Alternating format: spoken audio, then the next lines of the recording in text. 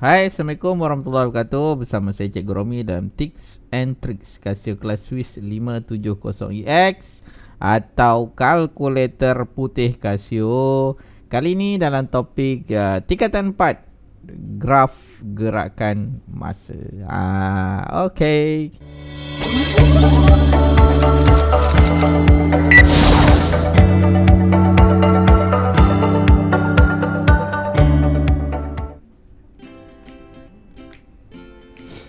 Okey, kita tengok contoh yang pertama. Okey, dalam contoh yang pertama ini kita ada satu graf.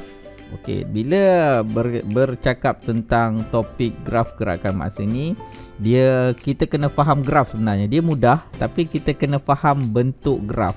Bila dia macam ni, apa yang terjadi? Bila dia macam ni, apa yang terjadi? Bila yang macam ni, apa yang terjadi? Yang pertama sekali kita kena tengok ini graf apa. Kalau kita tengok di sini adalah graf jarak melawan masa. Okey, kita baca dalam soalan, darjah di bawah menunjukkan graf jarak masa.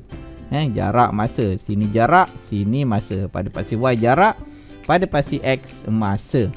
Bagi perjalanan sebuah kereta api dari Ipoh ke Kuala Lumpur dalam tempoh 100 minit. Diberikan kepada kita minit. Dan masanya unit dia minit. Jarak dia adalah dalam kilometer. Soalannya, nyatakan tempoh masa dalam minit ketika kereta api itu berhenti. Bila dia tanya kereta api itu berhenti, kita kena tahulah kat mana berhentinya pada kita punya graf. Okey, bila berhenti bermaksud dia tidak ada pergerakan, maknanya tidak ada jarak. Jaraknya adalah seragam. Kalau kita tengok kat sini, pada jarak 40 ni kita dapat satu melintang macam tu. Maknanya ini masa dia berhenti dah ni, tak bergerak. Jadi untuk menentukan tempoh masa, okey, dari 30 ke 50 bermaksud dia punya tempoh masa adalah, okey, kita jawab soalan A. Tempoh masa berhenti sama dengan, okey, kita ada 50 minit tolak dengan 30 minit. So tempoh masanya adalah 20 minit. Kat sini daripada 30 ke 50 ini adalah 20 minit. Okey, kita tengok yang seterusnya. Okey, hitung laju dalam kilometer per jam kereta api itu dalam 30 minit yang pertama.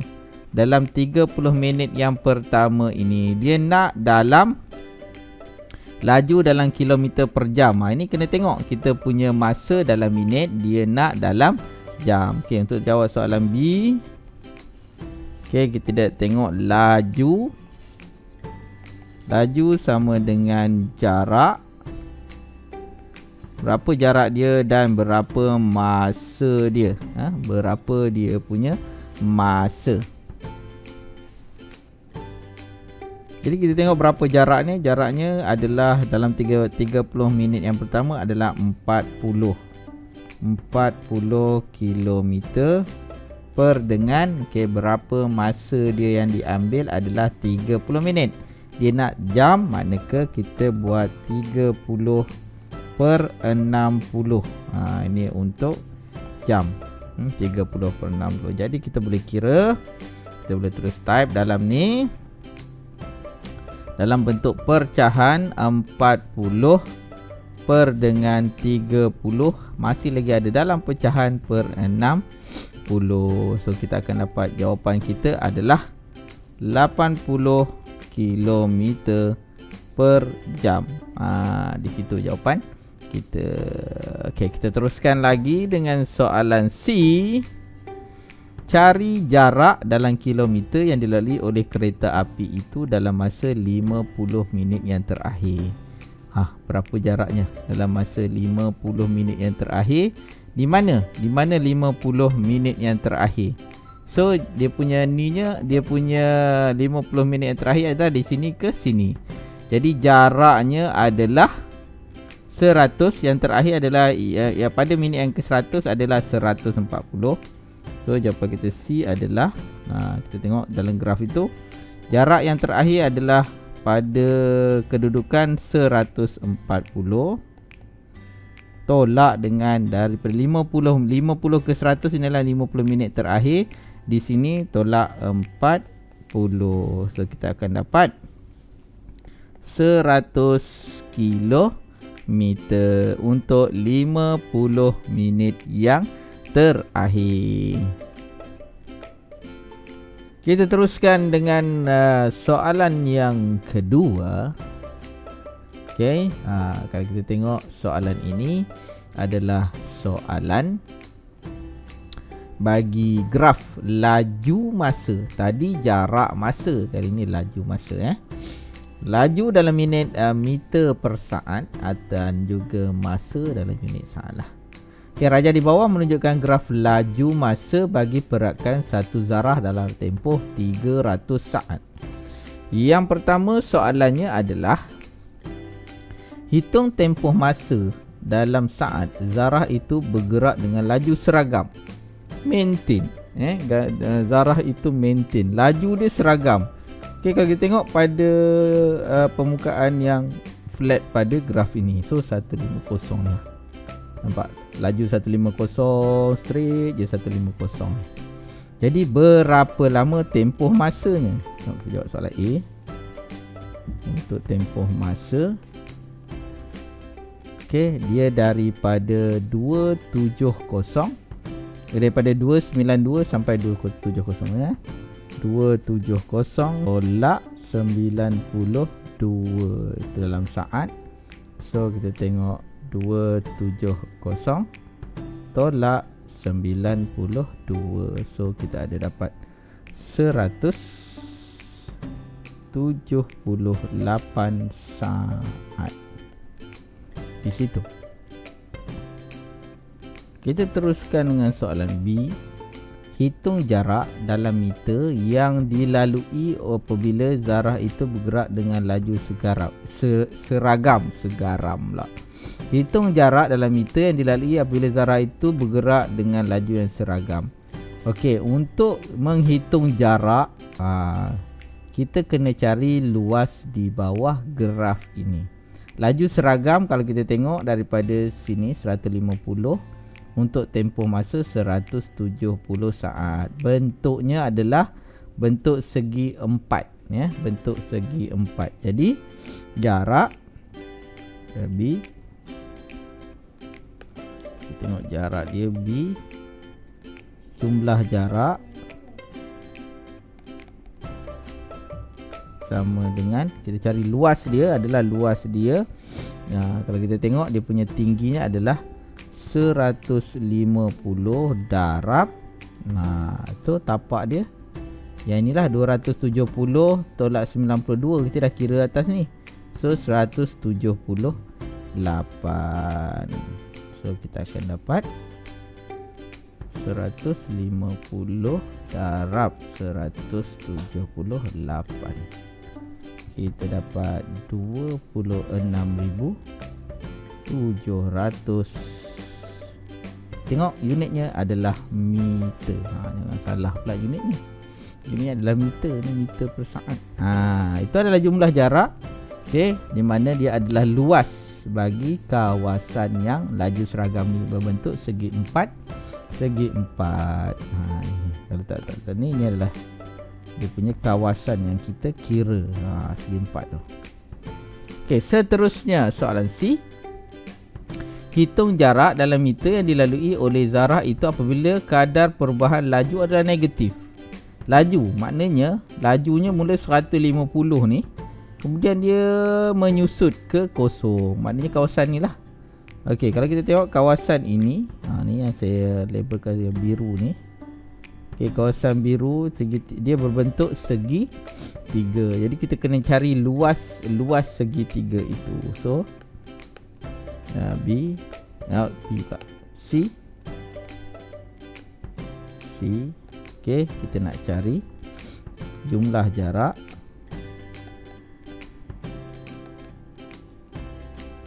sama dengan, okey, kita kira setengah segi 3, luas segi 3 setengah darab tapak dia. Okey, tapak dia yang ni. So 300.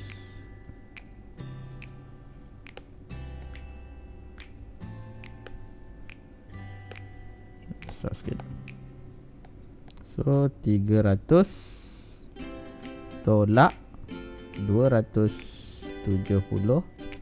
Okey, setengah dalam kita tolak dulu. Setengah darab tapak, darab tinggi, darab 150. So kita kira terus setengah. Okey, darab 300 tolak 270 kurungan darab tinggi dia adalah 150. So kita dapat jawapan jaraknya adalah 2250 meter. 2250 meter. Dan yang terakhir, okey. Soalan D, tentukan masa dalam saat apabila objek itu berhenti. Objek tu berhenti kat mana? Tengok graf. Ini berhenti kat sini. So tak payah kira pun sebenarnya, kita tengok kat sini je. Masa yang keberapa ni? Pada masa yang keberapa? Tentukan masa apabila objek tu berhenti. Berhenti bermaksud laju dia kosong. Laju dia kosong berada di sini. So jawapan untuk D adalah bila objek itu berhenti pada masa yang ke 300. So 300 saat. Selesai untuk soalan yang kedua. Okey, kita teruskan dengan soalan yang terakhir. Soalan yang ketiga. Okey, ini adalah graf bagi laju dan masa juga. Okey. Raja di bawah menunjukkan graf laju masa untuk satu pergerakan zarah dalam tempoh 22 saat. Nilai V. V ni adalah laju dia. Berapa laju dia di sini? Jika kadar penyusutan laju dalam 4 saat terakhir ialah 2.25 meter per saat. Maknanya pada 4 saat yang terakhir. Maknanya dia nak kadar kelajuan di V ini. Di V ini. Jadi untuk jawab ni, okey, kita tengok untuk jawab soalan A. V, okey, berapa masa dia? Masa yang diambil adalah 22 tolak 18 sama dengan dia punya kadar penyusutannya adalah 2.25 meter per saat begitu. Jadi nilai V sama dengan so kita kira di mana ni, kita naik atas ni lah. Okey. 22 tolak 18 adalah 4 lah rasanya. Tolak 18. 4 saat yang terakhir. 4 saat yang ni. Jadi 4 saat ini kita darabkan dengan 2.25. 2.25 darab dengan 4. Dapatlah nilai V. 2.25. So kita dapat nilainya adalah 9 apa? Meter per saat begitu. Kadar penyusutan hal laju dia, dia punya nilai V dia adalah 9. Laju dia adalah 9 di situ. So 9 kat situ, dekat sini dia jadi kosong. Dia punya lajunya. Dia dah berhentilah. Okey. Mula dia menyusut. Graf tu menyusut macam tu, menurun. Okey, kita nak tengok purata laju. Okey, purata laju bagi keseluruhan pergerakan. Okey, kita kena tahu purata laju sama dengan jumlah jarak bahagi jumlah masa. Kita kena ingat tu, purata laju adalah jumlah jarak bahagi jumlah masa. So kita kena cari dulu berapa dia punya jumlah jarak. Nak cari jumlah jarak, kena kira 1/1 dia punya luas. Okey, kita kira, saya bahagikan ni kepada beberapa bahagian. Ini 1, ini 2, ini 3. Okey, kita kira 1/1. Okey, kita tengok bentuk yang pertama. Yang pertama ini, okey, kita tengok yang pertama ini bentuknya adalah trapezium. So jarak 1, kita kira jumlah jarak 1 sama dengan setengah. Okey, setengah. Okey, setengah kali 2 yang selari ni. Sini 2. So 2 tambah ni 6. 2 tambah 6 darab ini ke sini adalah 6 tapak dia. Darab 6. Masa dia lah 6. So jumlah jarak yang pertama adalah, kita kira satu persatu untuk mudahkan, 1/2. Okey, darab dengan 6 tambah 2 8 lah kan. 8 terus 8. So lagi darab dengan 6. So yang itu kita dapat 24 meter. Okey, itu yang pertama. So jarak yang pertama. Kita kira jarak 2 pula sama dengan, juga bentuknya adalah berbentuk trapezium. So setengah darab 2 sisi yang selari. Kita ada yang pertama 2 sisi yang selari ini dengan inilah.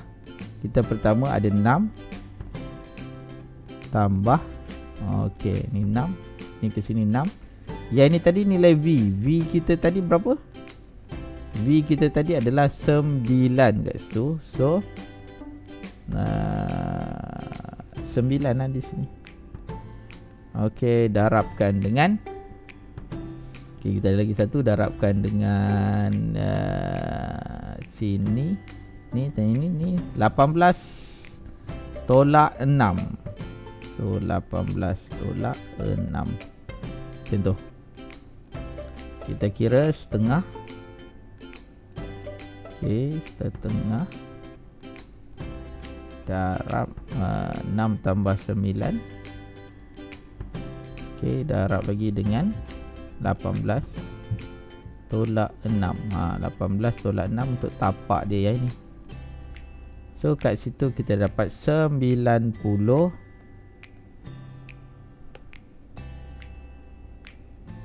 So kita dapat kat situ 90 meter. Okey, kita kira jarak yang ketiga. Jarak 3.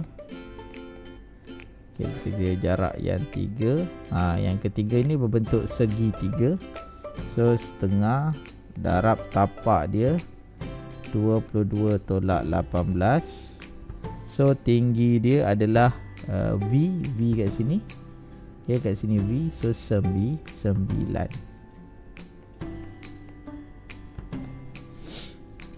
Kita kira setengah kosong pula. Setengah darab 22 tolak 18 darab dengan 9. Ini adalah 18. So kita tahu purata laju. Okey, kita kira purata laju. So purata laju, jumlah jaraknya kita tambahkan. Jarak 1 tambah jarak 2 tambah jarak 3, kita bahagikan dengan masa keseluruhan. So 24 tambah 90 tambah 18, kita bahagikan dengan 22 saat di situ. Tambahkan 24 tambah 90 tambah 18 bahagi 22. Purata laju adalah 6 meter per saat di situ. Jadi itu adalah purata laju bagi keseluruhan perjalanan itu. Jadi di sini dapat disimpulkan bahawa dalam topik graf gerakan masa ini, kita kena faham graf dia. Okey, kita kena faham grafnya dan kita kena tengok. Ya, graf itu ada dua saja grafnya, iaitu jarak melawan masa ataupun laju melawan masa. Selamat mencuba. Bye bye. Hai semua, dapatkan kalkulator ClassWiz yang original di Casio Shopee Official Store dan Lazada Casio Flagship Store. Pelajar akan mendapat hadiah tambahan bagi setiap pembelian kalkulator ClassWiz ini di kedua-dua platform yang diberikan khas oleh Casio Malaysia. Pelajar juga digalakkan untuk membuat perbandingan harga di kedua-dua platform ini, terutama ketika promosi untuk mendapat harga yang terbaik sama ada di Shopee ataupun di Lazada. Pelajar je boleh dapatkan link Shopee dan juga Lazada di bahagian description video ini. Jangan lupa untuk klik dan beli yang original. Bye bye.